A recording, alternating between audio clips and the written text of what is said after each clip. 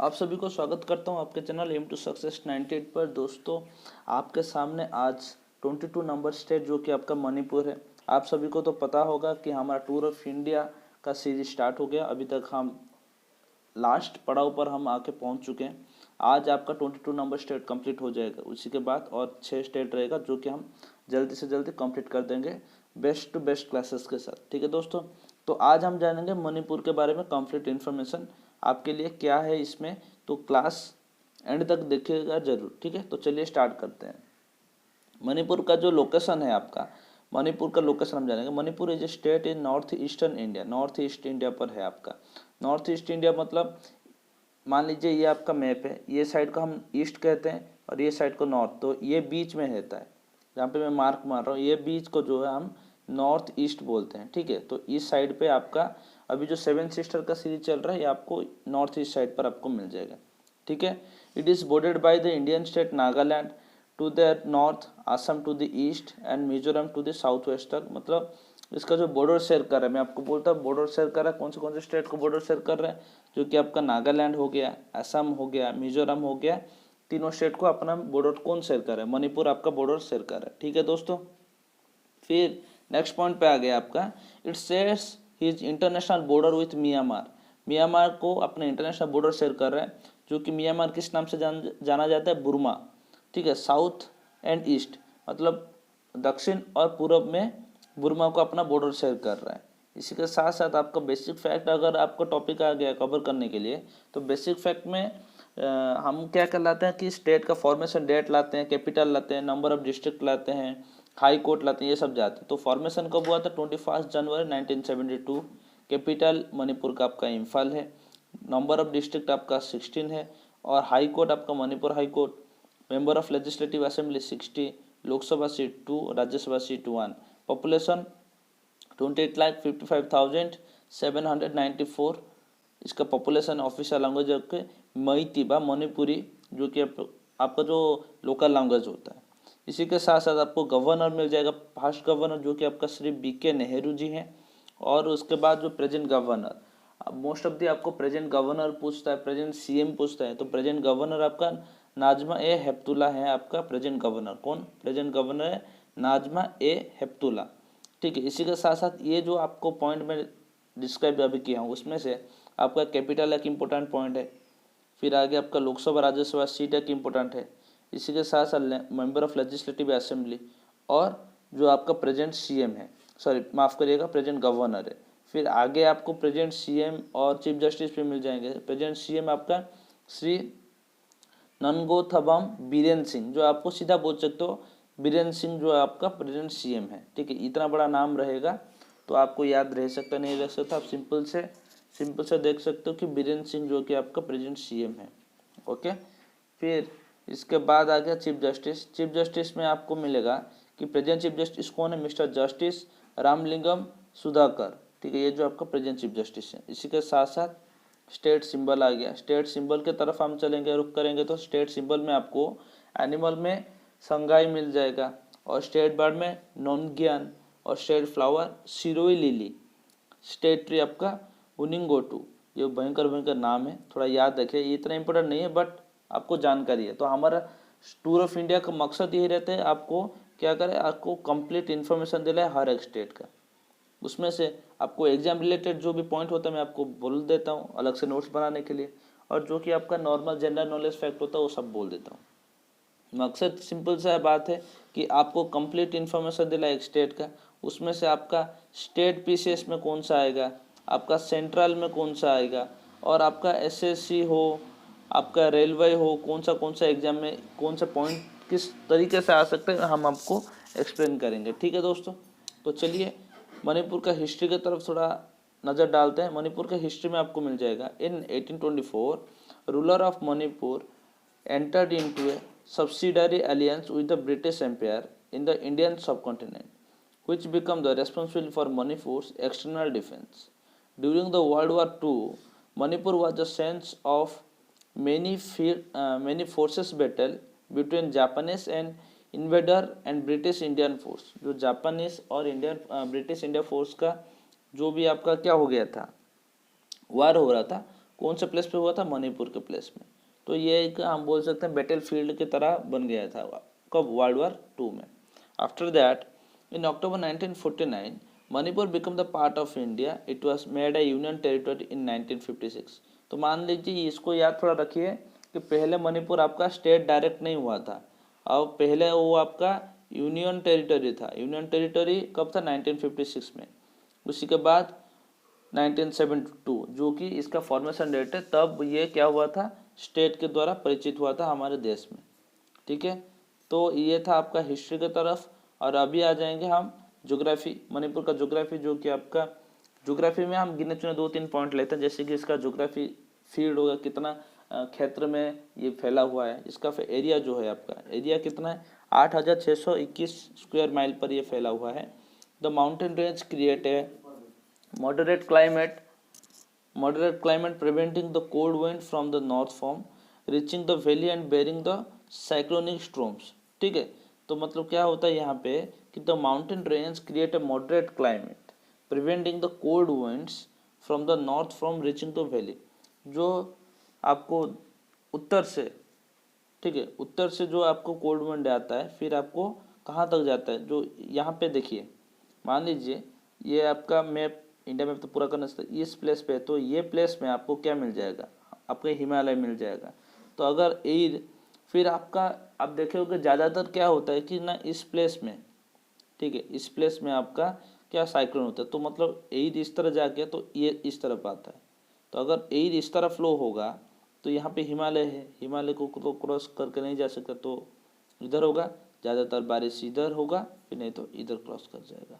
तो इसका air flow इसी टाइप का होता है। ठीक है, फिर आगे आपका river system of Manipur. River system की तरफ चलेंगे तो state has 4 major river basins, the Barak river basin, the Manipur river basin, the Yu river basin and portion of Ranya river basin.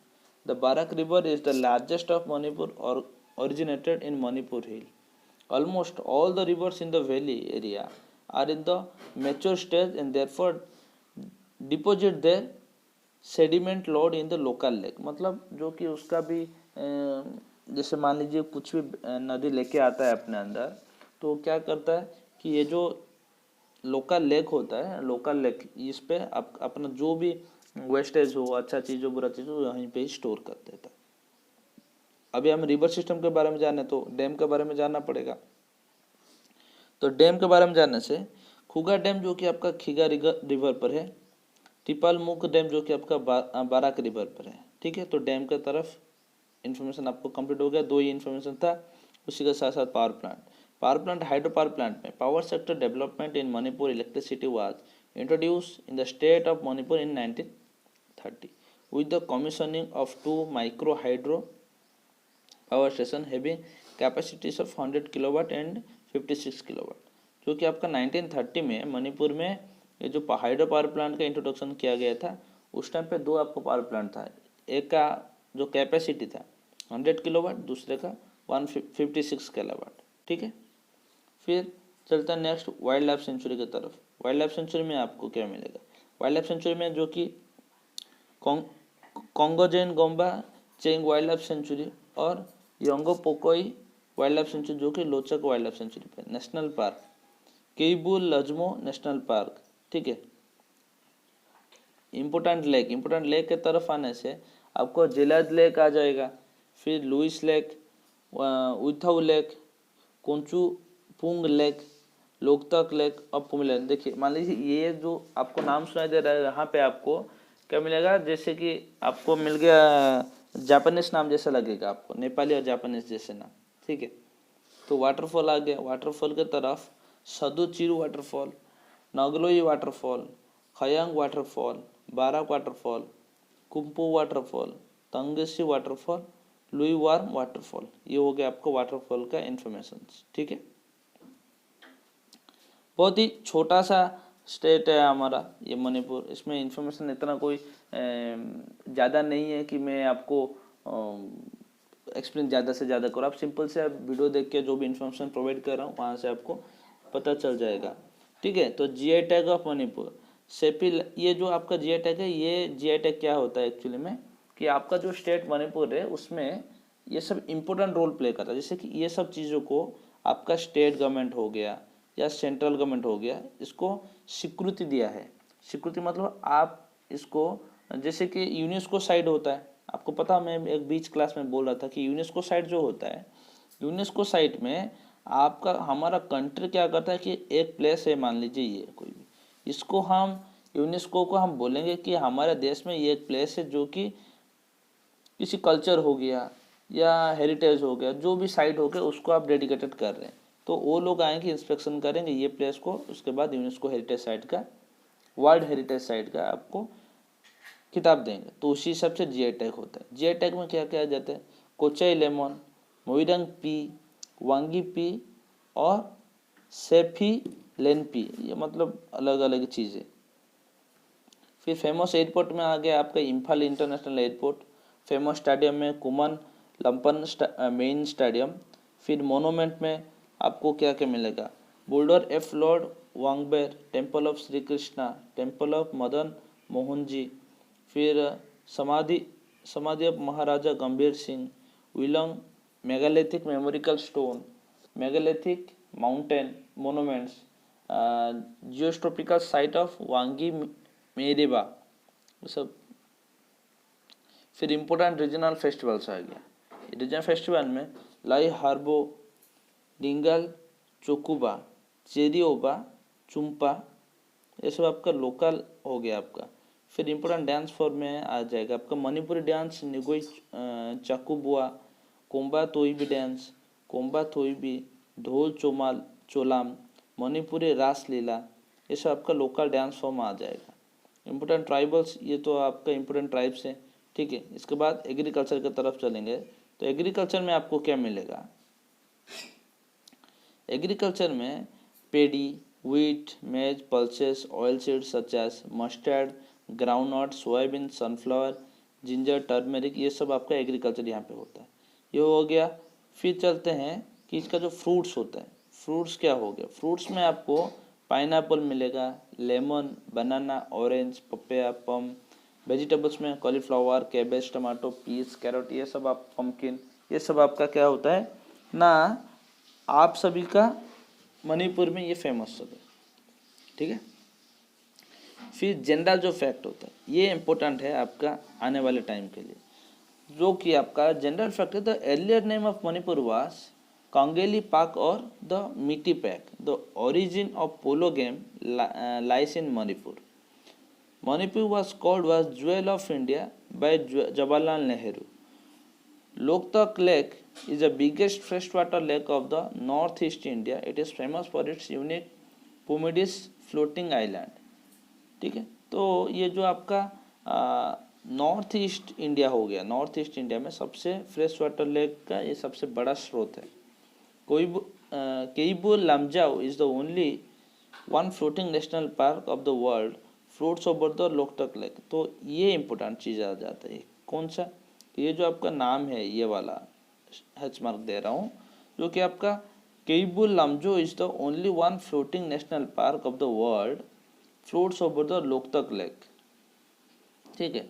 This state is the first introduce oak tussar industry, sericulture या silk farming आप बोल सकते हो। Manipur was called as a Switzerland of India by lord Irwin. तो lord Irwin जो है आपका मणिपुर को स्विट्जरलैंड ऑफ इंडिया कहते हैं, ठीक है। तो आज आपका 22 नंबर स्टेट कंप्लीट हो गया। बहुत ही छोटा सा स्टेट था, इन्फॉर्मेशन बहुत जल्दी जल्दी हो गया था, ठीक है। इसमें जो जो आप पॉइंट मैं आपको बोला हूँ ये बहुत इंपॉर्टेंट रोल प्ले करेगा आने वाले आपके एग्जाम में, तो ठीक है। तो आज के क्लास को यहीं पे एंड करेंगे। आपका 22 नंबर क्लास आपका हो गया ख़त्म। इसके बाद आपका 23 और सो ऑन चलेगा 28 तक, ठीक है। तो 28 तक आपका सेट खत्म हो जाएगा और आशा करता हूँ ये क्लास आपको बहुत ही अच्छा लगा होगा। अगर लगा होगा तो प्लीज़ एक लाइक करिए, अपने दोस्तों से शेयर करिए और ढेर सारे प्यार देकर सब्सक्राइब कर लीजिए। मिलते हैं नेक्स्ट क्लास पे। जय हिंद।